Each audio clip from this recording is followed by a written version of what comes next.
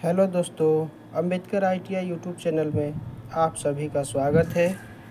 आज हम हाजिर हैं आपके ITI के कैप्सूल एग्ज़ाम को लेकर, जिसमें आपको चैप्टर वाइज प्रश्नों का सीरीज़ चलाया जा रहा है।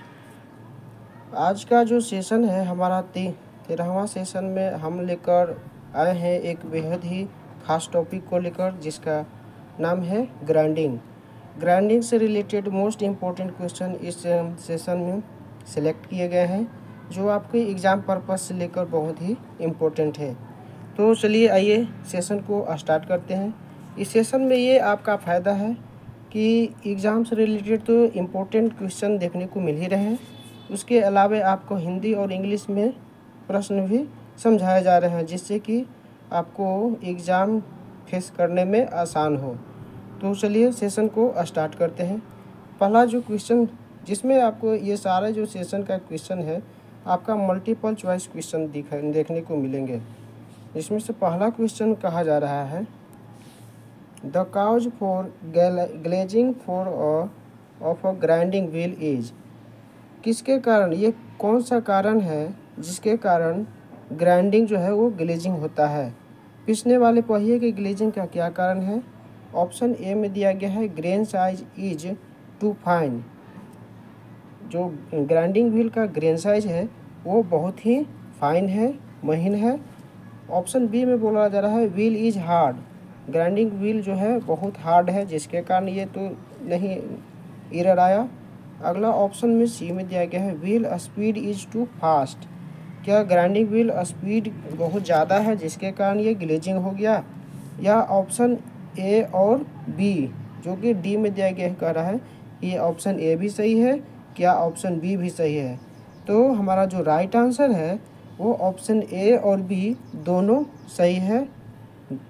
ग्रेन साइज टू फाइन होने के कारण भी और grinding wheel is hard, grinding wheel hard होने के कारण भी ये ग्लेजिंग का शिकायत देखने को मिलता है। तो हमारा राइट आंसर हो जाएगा डी। चलिए अगले क्वेश्चन की ओर चलते हैं। क्वेश्चन नंबर 2 में बोला जा रहा है आपका, विच one of the following bond is most commonly used on grinding wheel. इनमें से कौन सा जो बॉन्ड है वो ग्राइंडिंग व्हील आमतौर पर ज़्यादा इस्तेमाल किया जाता है। तो विट्रीफाइड बॉन्ड का उपयोग आमतौर पर सबसे ज़्यादा उपयोग में लाया जाता है। चलिए अगला क्वेश्चन की ओर चलते हैं। क्वेश्चन नंबर 3 में बोला जा रहा है, a grinding wheel mark with C is made with the abrasive. Grinding wheel के कौन सा बॉन्ड को सी अक्षर द्वारा इंडिकेट किया जाता है। तो सिलिकॉन कार्बाइड बॉन्ड को आपको सी अक्षर के द्वारा इंडिकेट किया जाता है। हमारा ऑप्शन बी राइट हो जाएगा। एल्युमिनियम ऑक्साइड को Al द्वारा और डायमंड को डी द्वारा आपको दर्शाया जाता है। चलते हैं अगले क्वेश्चन की ओर।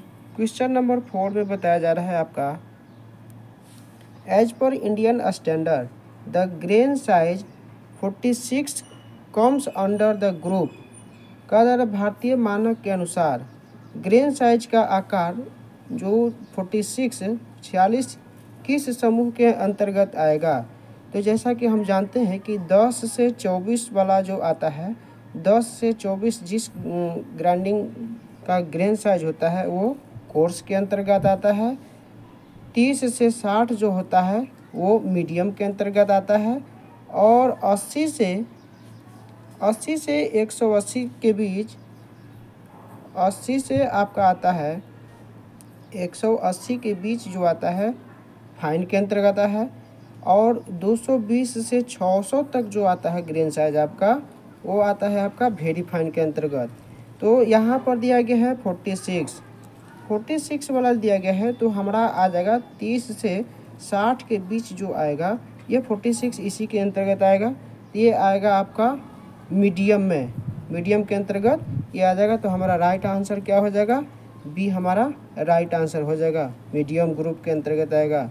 अगला क्वेश्चन की ओर चलते हैं। क्वेश्चन नंबर 5 में बोला जा रहा है, as per Indian standard the M grade of grinding wheel become under the group. भारतीय मानक के अनुसार एम ग्रेड का जो ग्राइंडिंग व्हील है वो किस समूह के अंतर्गत आएगा? तो एम ग्रेड को, वो मीडियम वाले को एम से सूचित किया जाता है, मीडियम ग्रेड वाले को। तो हमारा जो राइट आंसर जो हो जाएगा वो सी ऑप्शन हो जाएगा। अगले क्वेश्चन की ओर चलते हैं। क्वेश्चन नंबर 6 में बोला जा रहा है the symbol conventionally used for resonant bond is. Resonant bond को किस अक्षर के द्वारा सूचित किया जाता है? तो आइए ऑप्शन देखते हैं। ये ऑप्शन ए में जो बोला जा रहा है भी द्वारा, तो भी द्वारा विट्रीफाइड बॉन्ड को सूचित किया जाता है, आर द्वारा रबर बॉन्ड को, और बी द्वारा आपको रेजोनेंट बॉन्ड को सूचित किया जाता है, जो कि हमारा राइट आंसर सी हो जाएगा इसके लिए। और ई बॉन्ड को, सेलाक बॉन्ड को ई द्वारा सूचित किया जाता है। तो चारों ऑप्शन जान गए। अगले क्वेश्चन की ओर चलते हैं। क्वेश्चन नंबर 7 में बोला जा रहा है, क्वेश्चन नंबर 7 कह रहा है a grinding wheel is marked 51A 46L 5V3 here 5 denoted. Here what does 5 denoted? यहाँ पर जो 5 क्या डिनोट कर रहा है? ऑप्शन में देखते हैं काइंड ऑफ बॉन्ड, क्या ये बॉन्ड को दर्शा रहा है? बी में आप देख रहे हैं कि स्ट्रक्चर। सी में आपको देखने को मिल रहा है आपका काइंड ऑफ एब्रेसिव, या आपका डी ऑप्शन बता रहा है क्या ये ग्रेन साइज को दर्शा रहा है? तो जानते हैं कि ये 51 और यहाँ पर 23 जो है कंपनी द्वारा स्पेशल नंबर दिया जाता है। यहाँ पर ए आपको इंडिकेट कर रहा है एब्रेसिव को कि किस टाइप का ये एब्रेसिव है। तो यहाँ ए दिखाया जा रहा है, यहाँ ए से एल्युमिनियम एब्रेसिव को दिखाया जा रहा है, एल्युमिनियम ऑक्साइड। 46 जो है ये आपका बॉन्ड को दर्शा रहा है कि किस प्रकार का एब्रेसिव बॉन्ड है। एल आपका ग्रेड ऑफ व्हील को दर्शा रहा है, इंडिकेट कर रहा है। और ये 5 आपका दर्शा रहा है क्या? स्ट्रक्चर। 5 आपका स्ट्रक्चर को दिखा रहा है कि किस प्रकार का स्ट्रक्चर है। यही हमसे पूछा गया है कि यो F5 नंबर क्या दर्शा रहा है? हमारा स्ट्रक्चर दर्शा रहा है, जो कि बी ऑप्शन में मैच कर रहा है। ये जो भी आपका है ये बॉन्ड को दर्शा रहा है, V4 विट्रीफाइड बॉन्ड यहाँ दर्शा रहा है। तो ये सारे चर्चा इसको देख लिए कि कौन अक्षर क्या इंडिकेट कर रहा है। अगले क्वेश्चन की ओर चलते हैं। क्वेश्चन नंबर 8 में कहा जा रहा है balancing of wheel is done to.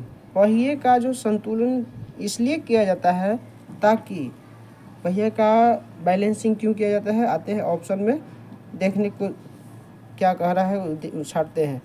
Make the side of the wheel parallel. पहिए की भुजा को समानांतर बनाए रखने के लिए क्या बैलेंसिंग करते हैं? ऑप्शन बी कह रहा है कि make the outside diameter concentric with the bore. बाहरी व्यास को bore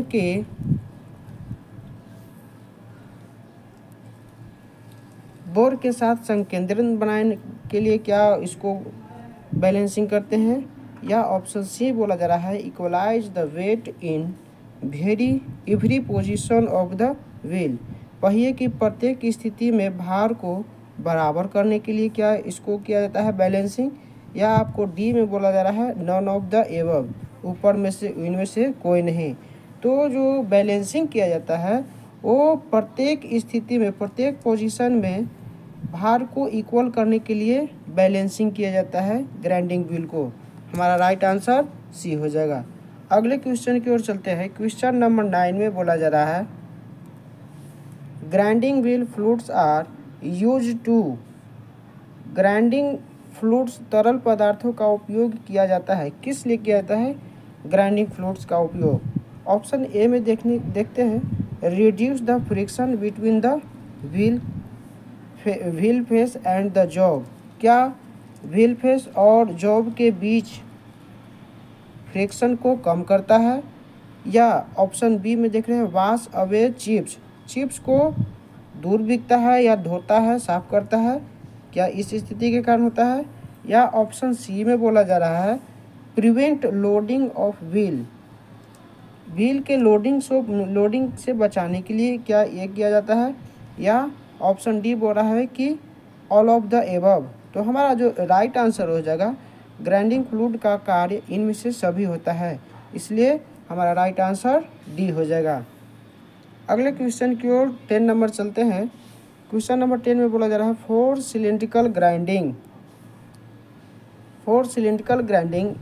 a small diameter work with a firmly large wheel. Which among the following grade of wheel should be used? छोटे व्यास वाले बेलनाकार ग्राइंडिंग के कार्य के लिए काफ़ी बड़े पहिए के साथ निम्नलिखित में से किस ग्रेड का उपयोग किया जाना चाहिए? तो इसके लिए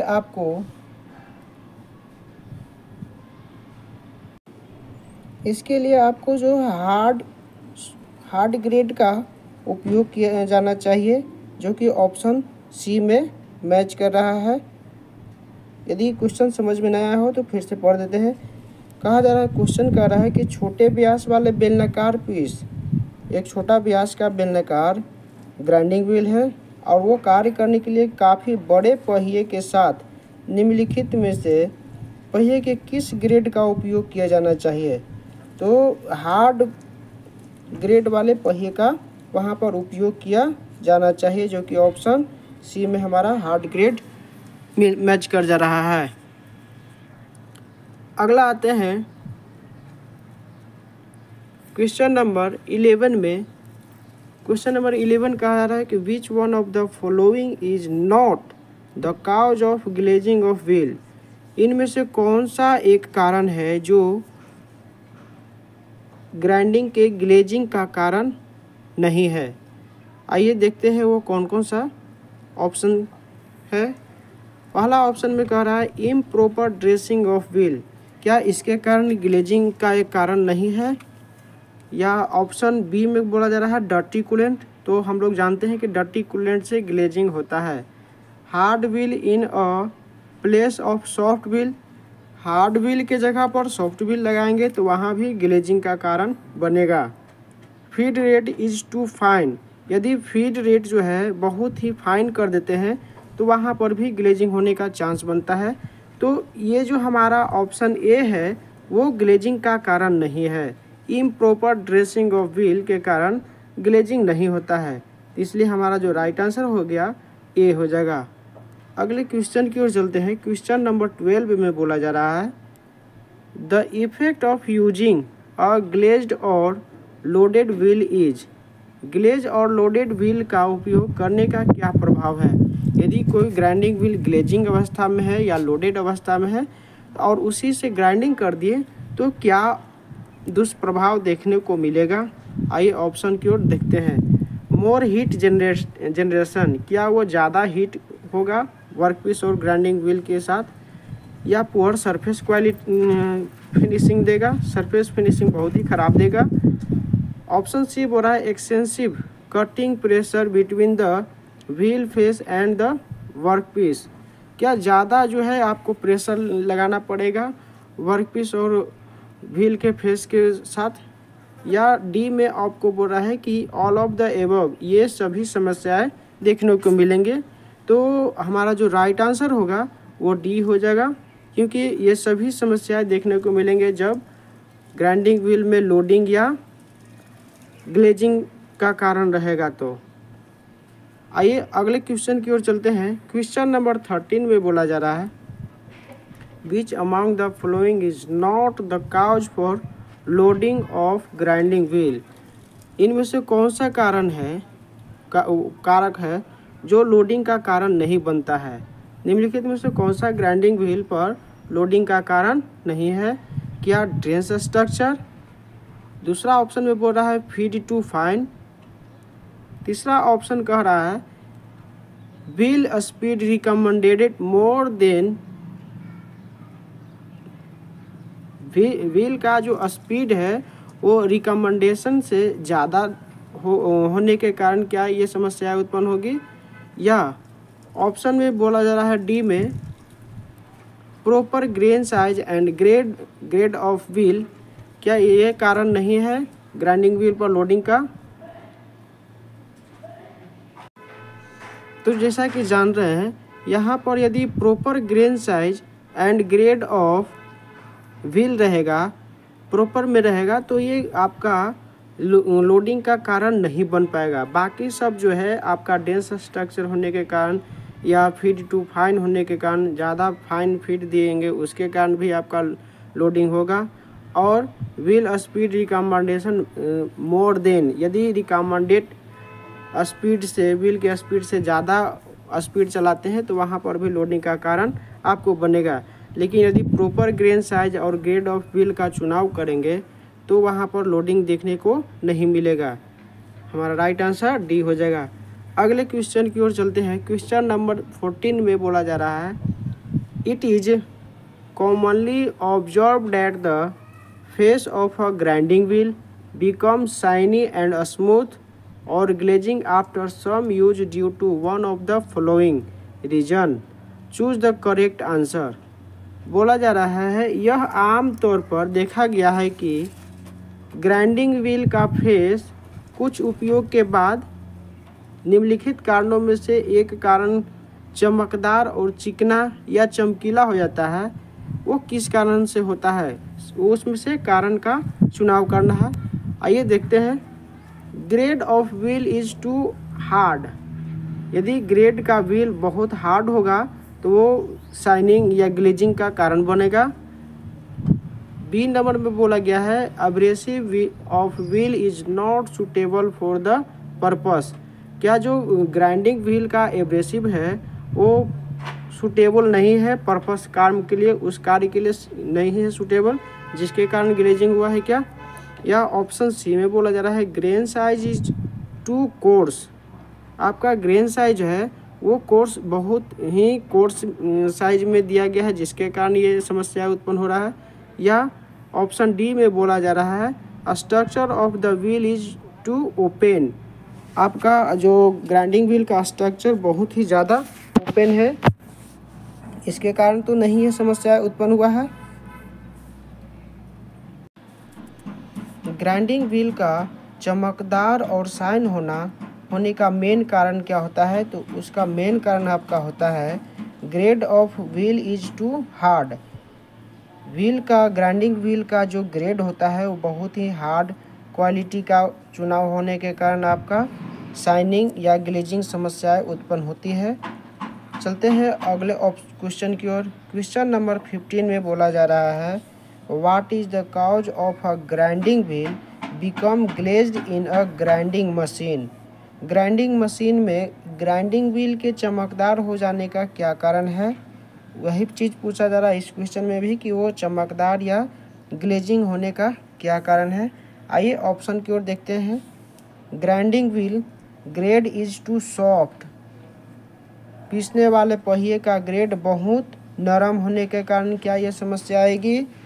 या grinding wheels grade is too large, grinding wheel का जो ग्रेड है बहुत ही ज़्यादा बड़ा है जिसके कारण ये हो रहा है समस्या उत्पन्न। या feed and travels are less, feed और ट्रेवल कम होने के कारण क्या ये समस्या उत्पन्न हो रहा है।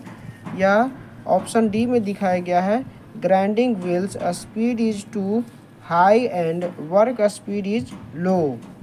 तो ये चार को आपका ऑप्शन दिया गया है। अब आप लोग कमेंट करके बताइएगा कि कौन सा आपका उत्तर ये सही है।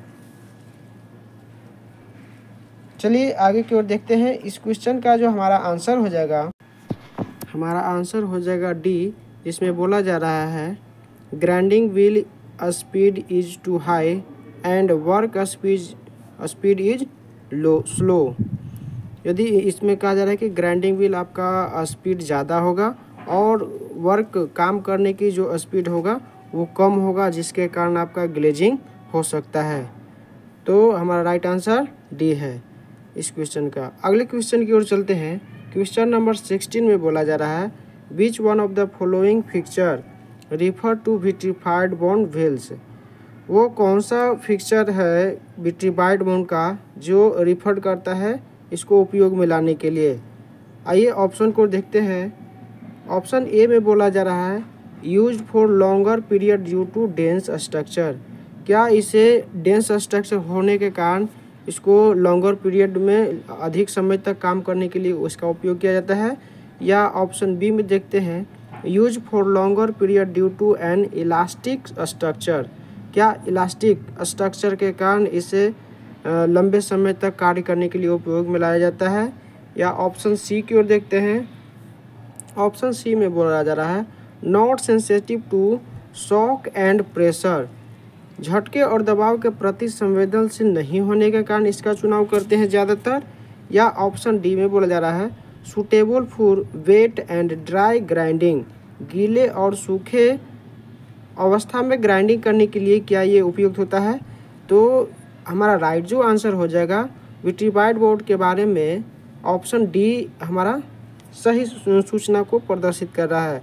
विट्रीफाइड बोर्ड का उपयोग ज़्यादातर इसलिए किया जाता है क्योंकि इसका उपयोग गीला और सूखा दोनों ही अवस्थाओं में करने के लिए इसका उपयोग किया जाता है। इसलिए हमारा राइट आंसर जो हो जाएगा आपका डी ऑप्शन सही होगा। अगले क्वेश्चन की ओर चलते हैं। क्वेश्चन नंबर 17 में कहा जा रहा है you have to select a grinding wheel with suitable abrasive to grind glass. What is the type of abrasive you will selected. आपको कांच पीसने के लिए उपयुक्त अपघर्षक के साथ पीसने वाला पहिया का चुनना है। ग्राइंडिंग व्हील का मतलब चुनना है। आप किस प्रकार के अपघर्षक को चुनेंगे। यदि आपको कांच पर ग्राइंडिंग करना होगा तो आप किस प्रकार के एब्रेसिव का चुनाव करेंगे। आइए देखते हैं ऑप्शन में। क्या आप डायमंड का चुनाव करेंगे या एम्ब्री एब्रेसिव का या क्वार्टर्ज का या सिलिकॉन कार्बाइड का। तो कांच पर कार्य करने के लिए, कांच पर ग्राइंडिंग करने के लिए आपको डायमंड एब्रेसिव का उपयोग किया जाता है, चुनाव किया जाता है, जो कि हमारा ए राइट आंसर हो जाएगा। अगले क्वेश्चन की ओर चलते हैं। क्वेश्चन नंबर 18 में बोला जा रहा है dressing and truing of a grinding wheel are. Dressing पहिए पीसने वाले पहिए की ड्रेसिंग और ट्रूइंग में क्या समानता है वो देखते हैं ऑप्शन की ओर। ऑप्शन ए में कहा जा रहा है एग्जैक्ट द सेम ऑपरेशन। क्या ये ड्रेसिंग में ट्रूइंग और ड्रेसिंग दोनों ही एक बिल्कुल सेम ऑपरेशन है। या ऑप्शन बी कह रहा है कि done with the same equipment. ये ड्रेसिंग और ट्रूइंग दोनों सेम इक्विपमेंट से किया जाता है क्या। या ऑप्शन सी बोला गया है done only for course grinding.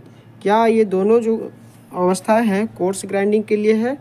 या आपका जो ऑप्शन डी कह रहा है ओनली फ्रॉम ग्राइंडिंग व्हील, केवल फॉर्म पीसने के लिए ये किया जाता है। तो ये जो आंसर इसका होगा जिसमें क्वेश्चन कहा जा रहा है कि ड्रेसिंग और ट्रूइंग के बारे में क्या ग्राइंडिंग व्हील सही क्या ऑप्शन है। तो ड्रेसिंग और जो ट्रूइंग किया जाता है दोनों सेम इक्विपमेंट से किया जाता है। वो दोनों का प्रोसेस अलग अलग है लेकिन इक्विपमेंट जो औजार उपयोग किया जाता है सेम ही होता है। तो हमारा जो आंसर हो गया वो बी आ जाएगा done with the same equipment, उसी उपकरण से किया जाता है। अगले क्वेश्चन की ओर चलते हैं। क्वेश्चन नंबर 19 में बोला जा रहा है a hardened die block has to be ground, it is required to retain the same hardness. कहा जाए कि एक हार्डेड डाई ब्लॉक पर वर्क करना है, काम करना है, ग्राइंडिंग करना है। It is required to retain the same hardness even after grinding, और उसमें वही हार्डनेस को बरकरार रखना है ग्राइंडिंग के बाद भी। If the work is over heated in the grinding process, यदि ग्राइंडिंग प्रोसेस के दौरान वर्क जो है ज़्यादा हीट होता है, इट में result in the work being rejected और स्क्रैप। यदि वो जो ग्राइंडिंग प्रोसेस के दौरान वर्क पीस ज़्यादा हीटेड हो जाता है तो वो उसका कारण ये हो जाता है कि वो वर्क पीस रिजेक्ट हो जाता है और उसे स्क्रैप में डाल दिया जाता है। तो ये पूछ रहा है कि probable reason for rejection that the work surface. पूछा जा रहा है कि वो कौन सा रीजन है जिसके कारण उसे रिजेक्ट किया गया। आइए ऑप्शन में देखते हैं। क्या वो डिसकलर्ड के कारण, रंगहीन हो जाने के कारण क्या ये समस्या आई, या सॉफ्टेंड हो जाने के कारण, या वो वस्तु जो है ज़्यादा हीटेड कारण सॉफ्ट हो गया जिसके कारण इसे रिजेक्ट किया गया। या ऑप्शन डी में दिया गया है क्या वह रफ हो गया, खुरदरा हो गया जिसके कारण ये समस्या आ गया क्या। या ऑप्शन डी में बोला जा रहा है ब्रिटल।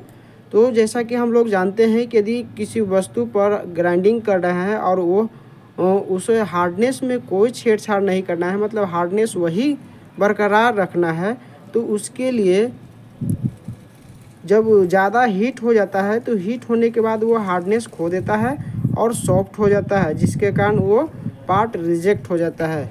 तो हमारा राइट आंसर क्या हो जाएगा?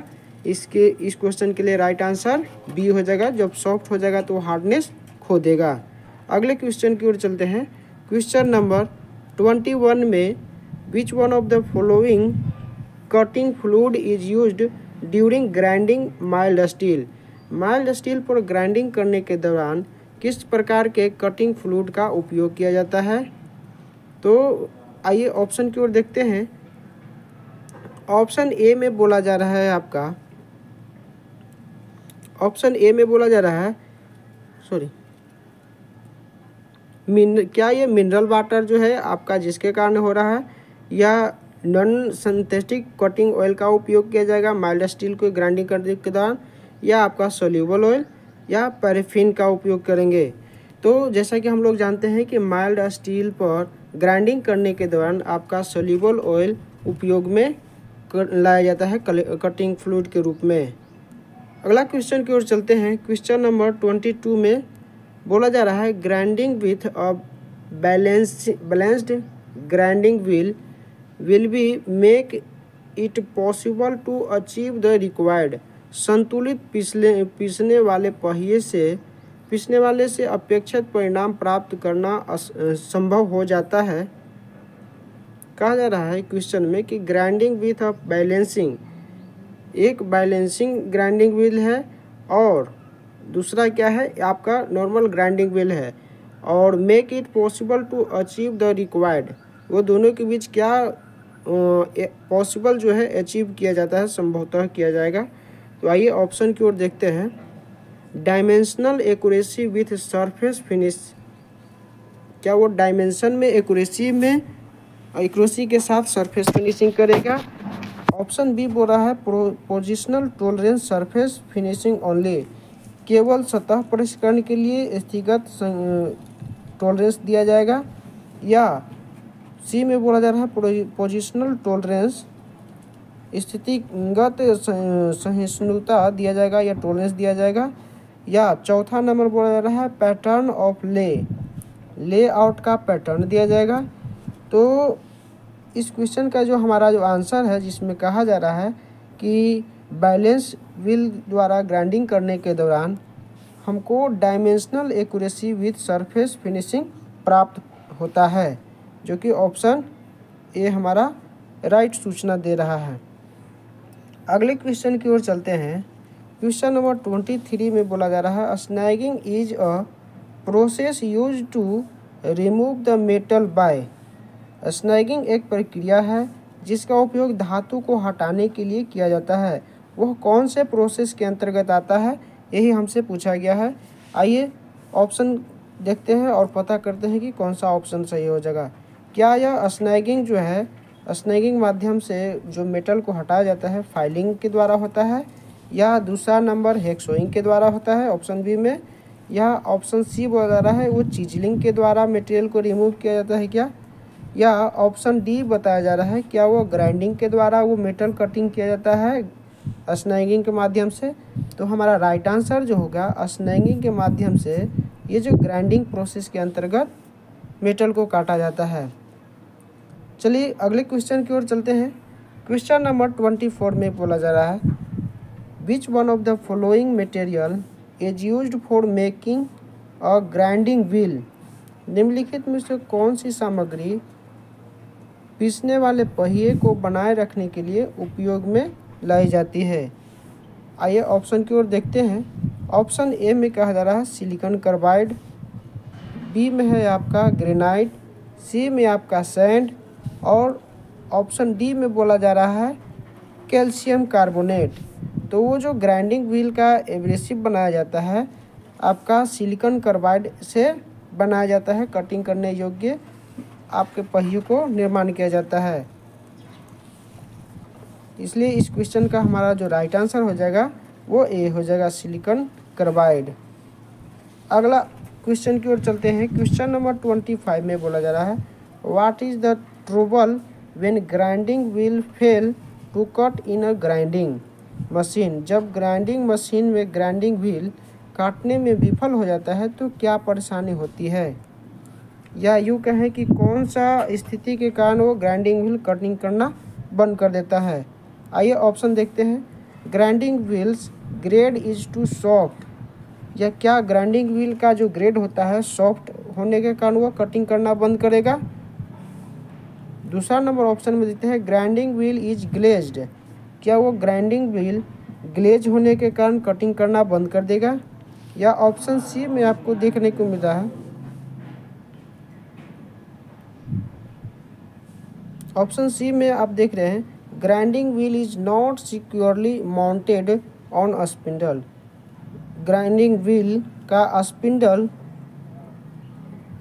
पर सुरक्षित रूप से नहीं चढ़ा होने के कारण ये समस्याएं देखने को मिलेगी क्या।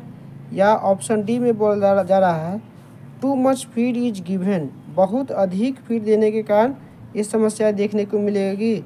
तो हमारा जो राइट आंसर हो जाएगा इसका, जिसमें कहा गया है कि ग्राइंडिंग व्हील मशीन में ग्राइंडिंग व्हील काटने में विफल तब होगा जब वो ग्राइंडिंग व्हील ग्लेजिंग क्या हो रहेगा, ग्लेज अवस्था में रहेगा, जिसके कारण वो मटेरियल को काटना बंद कर देगा। तो हमारा राइट आंसर इस क्वेश्चन के लिए ऑप्शन नंबर बी है। अगले क्वेश्चन की ओर चलते हैं। क्वेश्चन नंबर 26 में बोला जा रहा है, the depth of infeed per pass in dressing a grinding wheel should be not more than. Grinding wheel की ड्रेसिंग में प्रति पास इनफीड की गहराई इससे अधिक नहीं होना चाहिए। कितना से अधिक नहीं होना चाहिए, तो हम लोग जानते हैं कि ग्राइंडिंग व्हील की जब ड्रेसिंग किया जाता है तो उसका जो पर पास जो होता है 0.025 mm से अधिक नहीं होना चाहिए।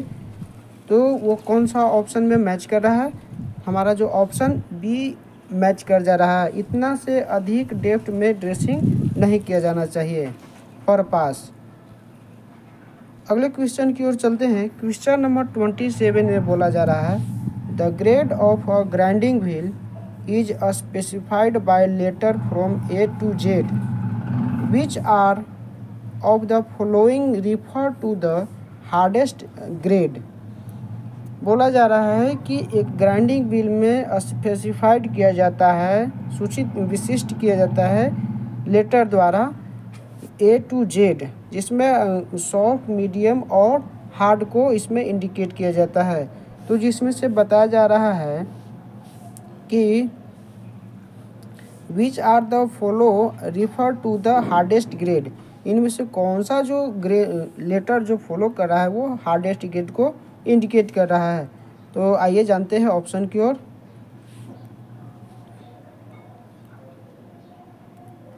ऑप्शन ए में बोल रहा है ई नंबर का ग्रेड। सबसे पहले जान लेते हैं कि कहाँ से कहाँ तक कौन सॉफ्ट होता है, कितना से कितना ग्रेड मीडियम में होता है और कितना जो होता है वो हार्ड में होता है।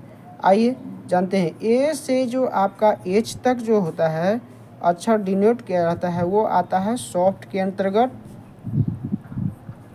और आई से आपका पी तक जितना जो लेटर इंडिकेट करेगा वो मीडियम के अंतर्गत आएगा, और क्यू से जेड तक जो अक्षर इंडिकेट करेगा वो आपका हार्ड के अंतर्गत आता है।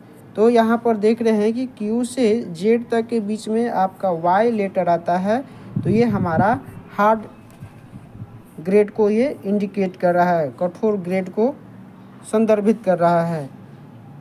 चलते हैं अगले क्वेश्चन की ओर। क्वेश्चन नंबर 28 में बोला जा रहा है, it is required to finish grinding a, जिसका डायमीटर दिया है 50 mm mild steel shaft on a cylindrical grinding machine, what will be the surface speed even RPM of the job is 191। यदि कहा जा रहा है कि 50 mm डायमीटर के माइल्ड स्टील शाफ्ट को बेलनाकार ग्राइंडिंग मशीन पर फिनिशिंग ग्राइंडिंग करना है, यदि इसका RPM 191 दिया गया है, तो तो सतह स्पीड क्या होगी। सतह स्पीड निकालने का जो हमारा फार्मूला होता है वो देखते हैं। सतह स्पीड निकालने का जो फार्मूला आपका होता है, सतह स्पीड को v द्वारा सूचित करेंगे तो इसका आ जाएगा पाई डी एन। ये हो गया ग्राइंडिंग व्हील के सतह स्पीड निकालने का फार्मूला। मान लीजिए यहाँ पाई का मान 3.14 रखते हैं और d4 डायमीटर यहाँ पर दिया गया है। आपका डायमीटर देख लेते हैं, आपका 50 mm दिया गया है diameter. v is equal to pi का मान 3.14, डायमीटर 50 हो गया आपका, और आरपीएम दिया गया है 191। इसको आप निकालिएगा तो लगभग कैलकुलेट करना आपको आता होगा, हम लोग को मालूम है कि ये सिर्फ गुना ही करना है। तो ये लगभग जो है 29.9 इतना के अप्रॉक्सीमेट में आता है। जो आप 30, ये तो ऑप्शन में इतना एक्यूरेट नहीं मैच कर रहा है, तो इसके करीब में आपका 30 आ रहा है, जो कि ऑप्शन सी में दिया गया है, मीटर इन मिनट। आपको ध्यान देना होगा, ये जो आएगा आपका ये mm में आएगा, mm पर मिनट में आएगा आपका, तो उसको आपको बदलने पड़ेगा मीटर में। तो मीटर में बदलने के लिए 1000 से क्या करेंगे, डिवाइड करना पड़ेगा आपको। चलिए अगले क्वेश्चन की ओर चलते हैं। क्वेश्चन नंबर 29 में बोला जा रहा है, which among the following is the natural abrasive. निम्नलिखित में से कौन सा आपका नेचुरल एब्रेसिव है। ये कृत्रिम यहाँ पर नहीं होगा, ये गलत है। नेचुरल एब्रेसिव इनमें से कौन सा है। ऑप्शन की ओर चलते हैं, क्या कोरंडम है, या डायमंड, या एमरी है, एमरी पेपर, या ऑल ऑफ दीज है। तो जैसा कि हम लोग जानते हैं कि नेचुरल एब्रेसिव में ये सभी ऑप्शन आते हैं, कोरंडम भी आता है, डायमंड भी, और एमरी पेपर भी आता है। तो हमारा आंसर, राइट आंसर हो जाएगा आप हमारा ऑल ऑफ द एबव। और आर्टिफिशियल एब्रेसिव के अंतर्गत एल्युमिनियम ऑक्साइड और सिलिकॉन कार्बाइड आता है, सिलिकॉन कार्बाइड आता है, ये जो आर्टिफिशियल एब्रेसिव के अंतर्गत आते हैं। अगले क्वेश्चन की ओर चलते हैं। क्वेश्चन नंबर 30 जो आज के सेशन का लास्ट क्वेश्चन है। आइए देखते हैं 30 number question. By which unit of roughness value is expressed from. कहा जा रहा है कि रफनेस वैल्यू को किसके द्वारा इंडिकेट किया जाता है, सूचित किया जाता है। आइए ऑप्शन की ओर देखते हैं। ऑप्शन ए में बोला जा रहा है आपका माइक्रोमीटर, या माइक्रो इन, या माइक्रो एलबीएस में, या माइक्रो फीट में। तो हमारा जो रफनेस वैल्यू है वो माइक्रोमीटर में इंडिकेट किया जाता है, जो कि ऑप्शन ए में दिया गया है। आज का सेशन हमारा यहीं पर समाप्त होता है। आप लोग कमेंट के ज़रिए बताइएगा कि आज का सेशन आपको कैसा लगा, और इसमें पॉजिटिव सुधार के लिए आप अपना सुझाव दे सकते हैं।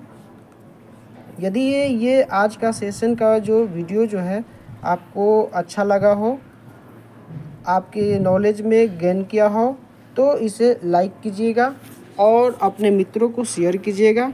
इसी प्रकार के नए वीडियो को प्राप्त करने के लिए चैनल को सब्सक्राइब कर लीजिए, और हमें दीजिए इजाज़त। फिर मिलेंगे एक नए टॉपिक के साथ अगले सेशन में। तब तक के लिए धन्यवाद।